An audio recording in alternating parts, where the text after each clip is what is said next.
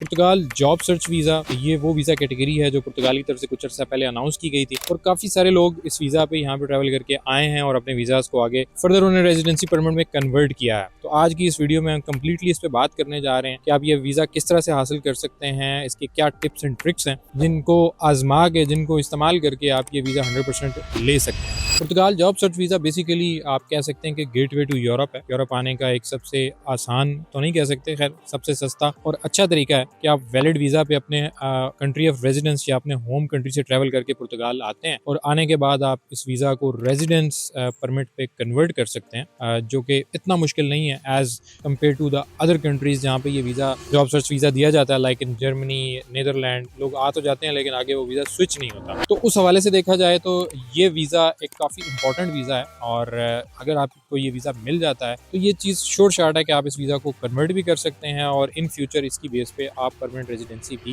ले सकते हैं। शॉर्ट से ओवरव्यू इसका इस वीज़ा का ये है, ये वीज़ा आपको अलाउ करता है डायरेक्टली पुर्तगाल में लैंड करना और उसके साथ साथ आपको ये अलाउ करता है 120 डेज की एंट्री, जो कि तकरीबन 4 महीने का टाइम बनता है। 4 मंथ्स का ये वीज़ा आपको मिलता है जिसपे आके आप पुर्तगाल में रह सकते हैं, जॉब सर्च कर सकते हैं। सेकंड इंपॉर्टेंट चीज़ ये है कि इसके लिए किसी किस्म का जॉब ऑफर लेटर आपको नहीं चाहिए। आप बगैर जॉब ऑफर लेटर के यहाँ पे आ सकते हैं। यहाँ पे आने के बाद आपको बेसिकली जॉब सर्च करनी है और अगर आपको इस पे जॉब मिल जाती है तो आपका ये वीज़ा स्विच हो जाता है वर्क परमिट। वाई पुर्तगाल, पुर्तगाल ही क्यों, इतनी हाइप क्यों बन चुकी है पुर्तगाल की? तो जी बिल्कुल ये एक बड़ा वैलिड क्वेश्चन है और पुर्तगाल आने के बाद मैंने भी इस पे काफ़ी वर्किंग की है और इस नतीजे पे पहुंचा हूँ कि जो सबसे बड़ा रीज़न है और जो सबसे मेन रीज़न है वो यही है कि जी पुर्तगाल एक बड़ा क्लियर और गारंटेड पाथवे देता है परमानेंट रेजिडेंसी का, पीआर का। आपको ये क्लियर पाथ देता है जो कि पूरे यूरोप में कहीं भी क्लैरिटी नहीं है। आपको कुछ वीज़ाज दिए जाते हैं जिन पे आप ट्रैवल करके यहाँ पे आ तो जाते हैं लेकिन आगे आपको पीआर कब मिलेगी इसका कोई पता नहीं है। काफ़ी सारी लंबी चौड़ी उसकी लैंग्वेज रिक्वायरमेंट्स हैं, जॉब की रिक्वायरमेंट्स हैं, वो आप करेंगे तब जाके आपको पीआर दी जाएगी। पुर्तगाल में ऐसा बिल्कुल नहीं है। पुर्तगाल ये कहता है कि आप लीगल उतर आए हैं, किसी एक वीज़ा पे आपका रूट स्टार्ट हो चुका है, अब आपको लीगल 5 साल गुजारने हैं। 5 साल गुजारने के बाद आपको अप्लाई करना है, ज़ाहिर उस पर आगे फर्दर टाइम लगेगा लेकिन एट द एंड आपको पीआर मिल जाएगी, ये श्योरिटी है। और पुर्तगाल इस अपने दावे पे कायम है पिछले एक लंबे अरसे से और काफ़ी सारे लोग अपनी नेशनलिटीज़ यहाँ से ले चुके हैं। लेने के बाद अक्सर लोग मूव करते हैं, ये भी एक हकीकत है, लेकिन यहाँ की नेशनलिटी आपको मिलती है। इस वजह से पुर्तगाल की हाइप है पिछले कुछ अरसे से और लोग पुर्तगाल का रुख करते हैं। पुर्तगाल ऐसा क्यों कर रहा है? पुर्तगाल के तो अपने हालात इतने अच्छे नहीं है, फाइनेंशियल्स इकोनॉमी देखें तो कोई इतनी ज़्यादा स्ट्रॉन्ग इकोनॉमी नहीं है, लेकिन पुर्तगाल की तरफ से इमिग्रेशन में नरमी करने की वजह भी यही है कि इकोनॉमिक स्लो डाउन है और उसकी सबसे बड़ी वजह है एजिंग पॉपुलेशन। जो पॉपुलेशन यहाँ पे आपको नजर आएगी वो ओल्ड एज लोग हैं, काफी बूढ़े लोग हैं, यंगस्टर यहाँ पे नहीं है, मुल्क छोड़ चुके हैं, दूसरे मुल्कों में जा चुके हैं, जिस तरह से हमारे मुल्क को लोग छोड़ते जा रहे हैं, इनको काफी अरसे से छोड़ चुके हैं। तो एजिंग पॉपुलेशन है और इनको ये नजर आ रहा है कि अगले 10 साल में ये लोग भी खत्म हो जाएंगे, दुनिया से चले जाएंगे, तो फिर कंट्री को चलाने के लिए अफरादी कुव्वत की जरूरत होती है। तो इस वजह से पुर्तगाल ने इमिग्रेशन में नरमी कर रखी है कि लोग यहाँ पे आए, कुछ ना कुछ इकोनॉमिक एक्टिविटी करेंगे तो ये मुल्क चलता रहेगा। तो सबसे बड़ा और मेन रीजन इमिग्रेशन में नरमी का यही है, एजिंग पॉपुलेशन। इस वीजा के बेनिफिट्स पे बात करते हैं जी। सबसे पहला बेनिफिट तो ये कि 120 दिनों का ये आपको ग्रांट हो जाएगा, जो कि एक मुनासिब टाइम है, ना इतना ज्यादा ना इतना कम है। दूसरा फायदा ये है कि इस पे आपको एक एक्सटेंशन भी मिल जाएगी 30 दिनों की, तो ये कुल मिला के तकरीबन आपका 5 महीने का पहला वीजा बन जाएगा जिस पे आप ट्रैवल करके यहाँ पे आते हैं। अच्छा, दूसरा फायदा ये है कि जब आप यहाँ पे आ जाते हैं और आपका वीजा स्विच होता है तो आप अपनी फैमिली को बुला सकते हैं, जो कि यूरोप के अंदर एक बहुत बड़ा मसला है। काफी सारे दूसरे मुल्कों में लाइक इटली, स्पेन, जर्मनी, लोगों के पास पासपोर्ट हैं लेकिन अपनी फैमिली को बुलाने के लिए बहुत लंबे चौड़े पापड़ बेलने पड़ते हैं। काफी सारे लोगों को कामयाबी नहीं मिलती और वो अपने पासपोर्ट लेने के बाद पुर्तगाल आते हैं, यहाँ के पेपर लेने के बाद अपनी फैमिली को बुलाते हैं। तो एक सबसे बड़ा फायदा ये भी है कि अगर आप इस जॉब सर्च वीजा पे यहाँ आ जाते हैं तो आपको भी ये ऑप्शन मिल जाता है कि आप अपनी फैमिली को बहुत जल्द यहाँ पे बुला सकते हैं। फैमिली के साथ साथ जो दूसरा बड़ा बल्कि तीसरा बड़ा बेनिफिट है वो ये कि आप पेरेंट्स को भी स्पॉन्सर कर सकते हैं। ये बहुत बड़ी फैसिलिटी है जो यूरोप में शायद ही किसी दूसरे मुल्क में दी जा रही हो, वो पुर्तगाल में दी जाती है। अगर आपके यहाँ पे वीजा स्विच हो जाता है और आप यहाँ पे रहना शुरू कर देते हैं तो फैमिली के साथ साथ आप अपने पेरेंट्स को भी बुला सकते हैं।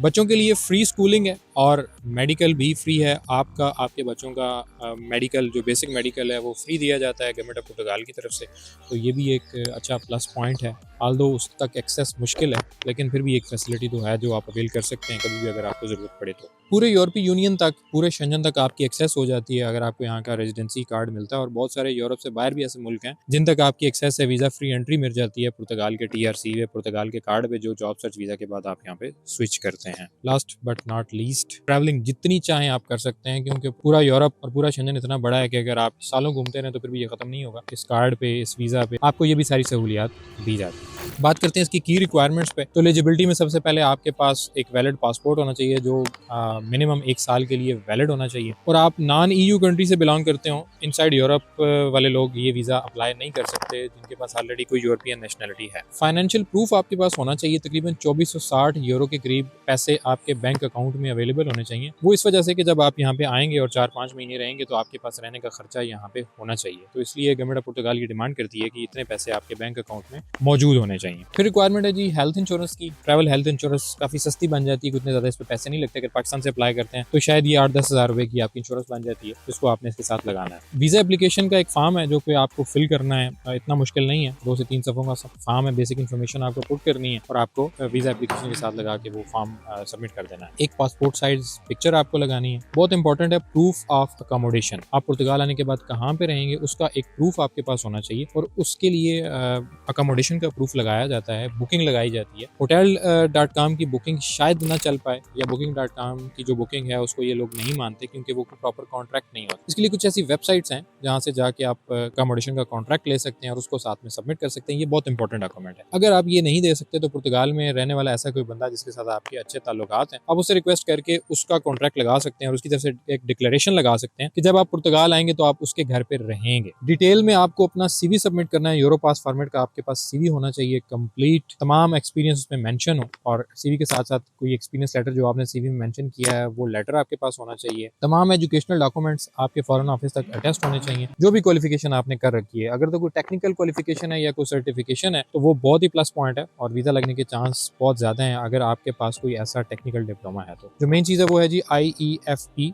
जो कि एक डिक्लेरेशन है, जो पुर्तगाल का एक डिपार्टमेंट है जो कि लेबर की शॉर्टेज को देखता है, जो जॉब के डिपार्टमेंट को देखता है, इन सारी चीज़ों को देखता है। उसकी वेबसाइट पे जाके आपको एक डिक्लेरेशन सबमिट करना होता है, उसकी एक्नॉलेजमेंट आपको रिसीव होती है, आपको उसको साथ में अटैच करना है। तो ये जितने डॉक्यूमेंट आपको मैंने बताए, अगर ये आपके पास हैं तो आप ये वीज़ा बिल्कुल अप्लाई कर सकते हैं। ये सारी तमाम रिक्वायरमेंट्स मैंने आपको इस सेक्शन में बता दी। एक चीज़ जो रह गई है वो है क्रिमिनल सर्टिफिकेट, पाकिस्तान से PCC जिसको कहते हैं, पुलिस सर्टिफिकेट, ये आपके पास होना चाहिए।